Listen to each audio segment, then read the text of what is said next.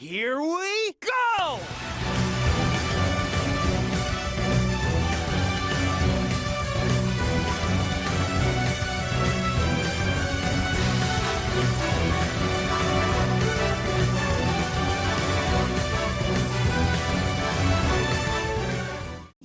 Hey Blue Blurs, what is going on? This is Gamer Blake 90, and welcome to my next Sonic fan game showcase video.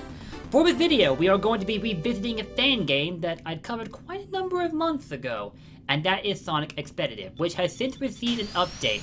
Albeit it doesn't add a whole lot because I believe this game is currently in the process of being hauled over to a different engine so as to ensure its completion there, seeing as it is, some features they have planned out for the game cannot be realized with their current resources, so they're working on making some necessary adjustments, as much as I understand it.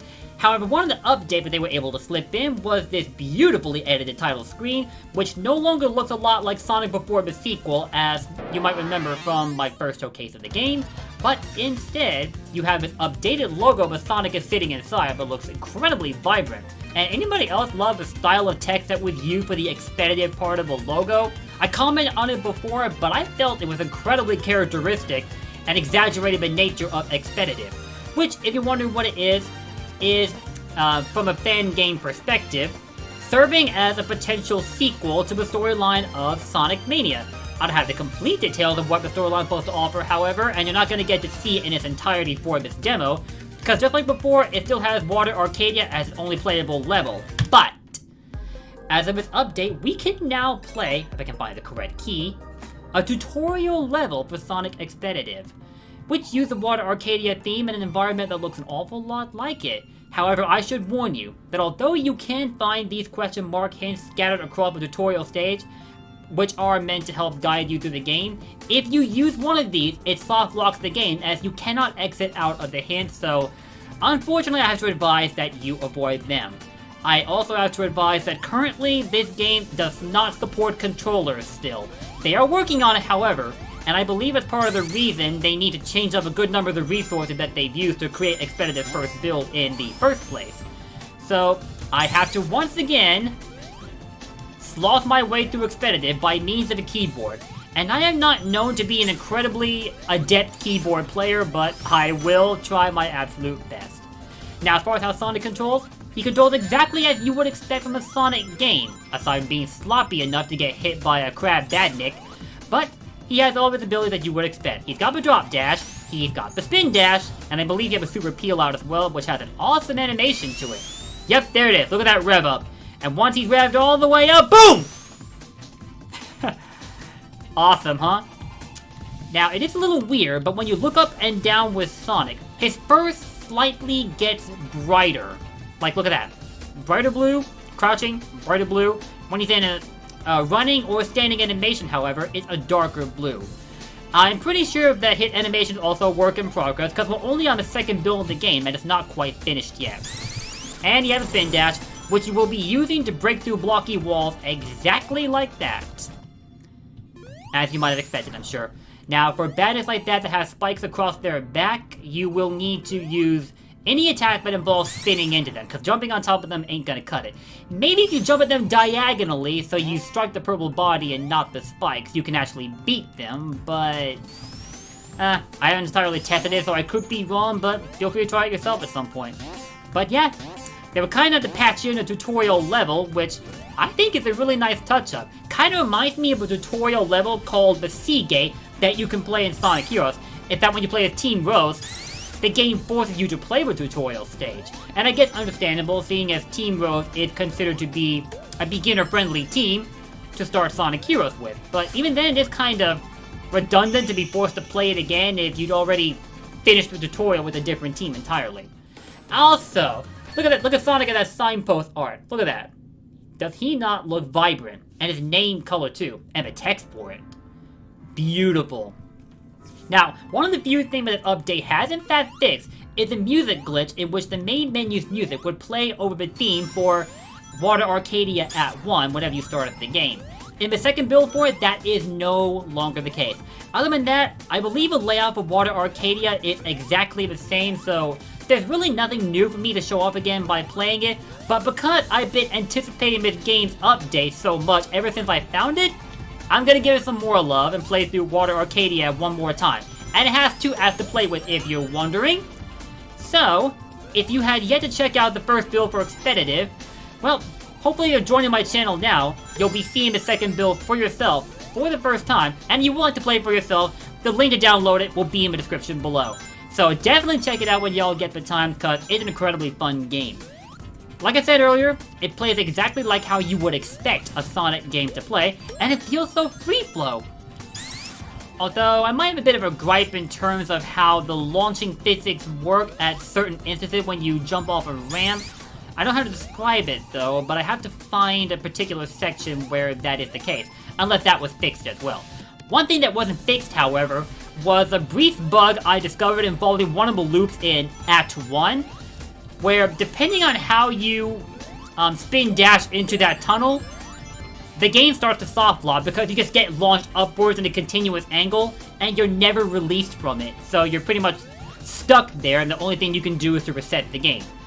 And if you're wondering, you can reset the game just by pressing your F2 key, since this is keyboard specific. So a little tidbit there in case you don't feel like closing and reopening the game just to restart it. Also, wow! Kind of a little trick there I did as far as turning around with Sonic just as he bounced off that spring, like that, like there. Look, look, look, look. Actually, I don't think I quite managed to duplicate it. I showed it off a bit ago, though, so you all probably saw it already. And yet, as you might expect, Water Arcadia is indeed a water-based level. Not something you would expect to see from the first level in a Sonic game, though Sonic Mania does include water as an existent element in its rendition of Green Hill, but it never really exaggerated water as a necessary element through which to traverse in Mania's Green Hill. In Water Arcadia, however, that's kinda different. It's almost like you're playing Sonic 1, and for the first stage, it throws the Labyrinth Zone right at you. Albeit, in comparison to Labyrinth, this is less unbearable.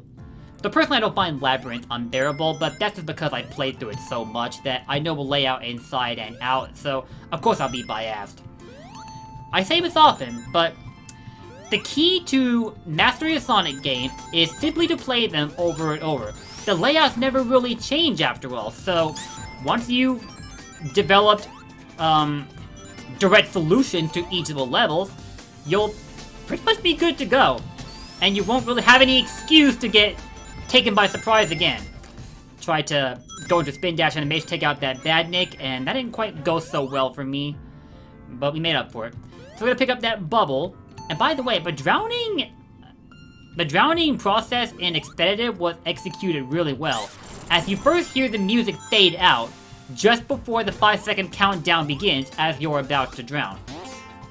I thought it was a nice touch-up, as it further added to the tension that drowning in a Sonic game tends to introduce. And the drowning theme is notorious for that tension. I also think the Expeditive remix for the drowning theme was very, very well done.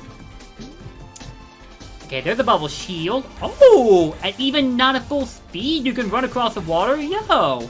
So I can't seem to duplicate it this time, because he's running back into the water in exactly the way that you expect. But yes, you can run across water in Expeditive. I just pulled it off again, but I have no idea how. But the faster I go, the more likely it is that I sink into that water bed. That's kind of weird.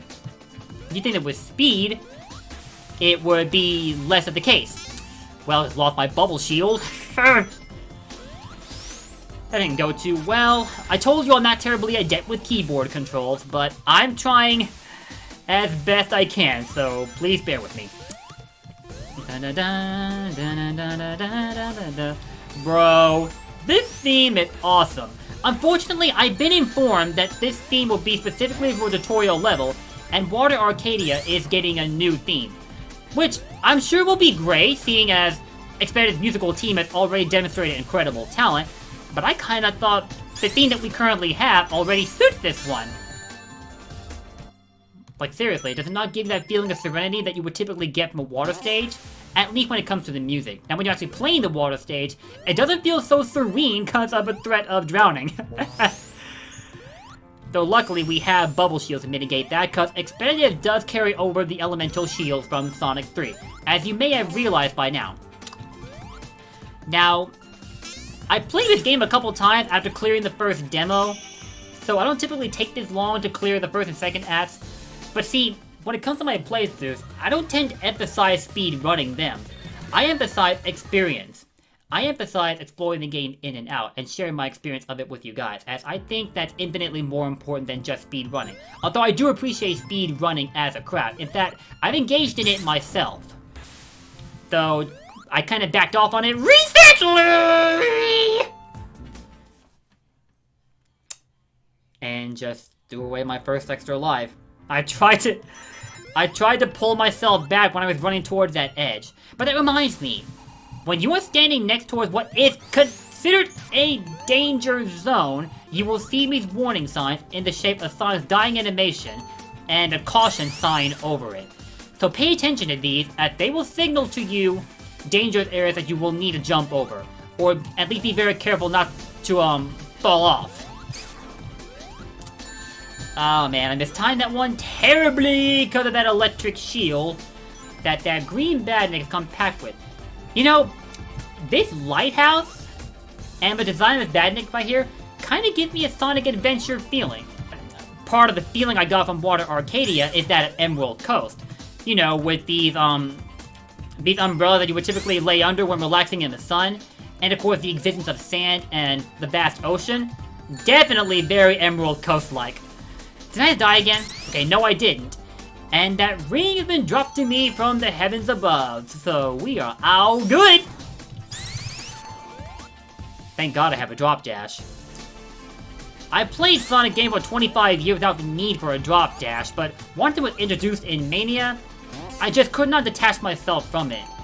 It just feels so natural, like it's an ability Sonic's always had and nobody ever realized it until Mania got released, and we just got bopped again.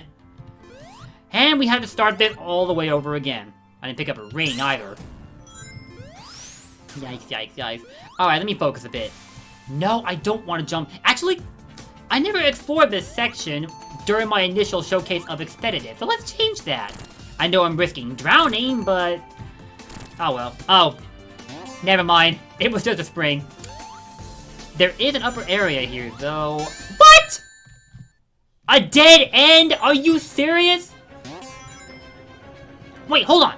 Oh! There's a hidden area where you can find a bubble shield. I actually forgot about that. Well, you learned something new. But it does remind me of a tidbit regarding the bubble shield that I don't think I mentioned in the... oh my god, are you kidding me? I could not make that jump. Are you kidding me right now? You know what, let me try that again. On second thought, screw that. We're taking the upper route. I feel a lot safer that way. No. There are spike beds below us, and I do not feel like taking a plunge. Let's, no, let's not take that spring yet. I want to go up here. These bridge areas are very intricately constructed. They offer a lot in the ways of areas that you can access, and this one even gives you an electric shield. Sometimes it's worth going out of your way from the main path to find items that may be useful to you as you're playing through the stage. Though for a water-based level, I don't feel entirely comfortable using the electric shield. Also, I think I timed that... wait, hold on. How'd I get hit? Do the electric shields no longer have projectile invulnerability or something? Because usually they do. Okay, I think Sonic's animation from when he gets launched off the screen got edited slightly with this update. I could be wrong, but that's what it looks like to me. My friend Taco will correct me on this though, because he does have a hand in Expeditive's development. Shoot! Please tell me I'm not about to die. Okay, we're landing on safe ground. We're fine. We're good. Ow! Man, the way I have to position my hands to play the keyboard kinda hurts my fingers. I definitely prefer controllers. But I don't fault them for taking their time to get controller support integrated, because developing games is not an easy feat. And for those of you that may think otherwise, prepare to be educated, if you say as such, around someone that's had a hand in game development. Fortunately, after that rather torturous session that we'd been through. Arcadia Act 2 is complete, and unfortunately that ends the demo showcase. Or does it? I think with one more edit we gotta show off before we do end the video.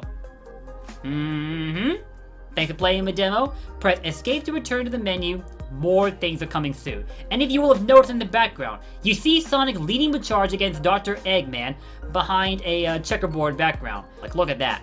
That is an awesome backdrop. And we got Mighty sitting on top of Tornado in place of Sonic. Mighty, you thief! What's wrong with you? And Tails packing his goggles that he takes on board with Tornado with him. I believe he carried that detail over from Mania. And as Expeditive is meant to be a potential sequel to Mania's storyline, I like that they remembered to bring that over. And then there's Knuckles and Ray, who kind of had an interaction in the Sonic Mania Adventures cartoon that some of you may remember from 2018. It's a shame it hasn't gotten updated since, but the 6 parts that it did get were beyond enjoyable.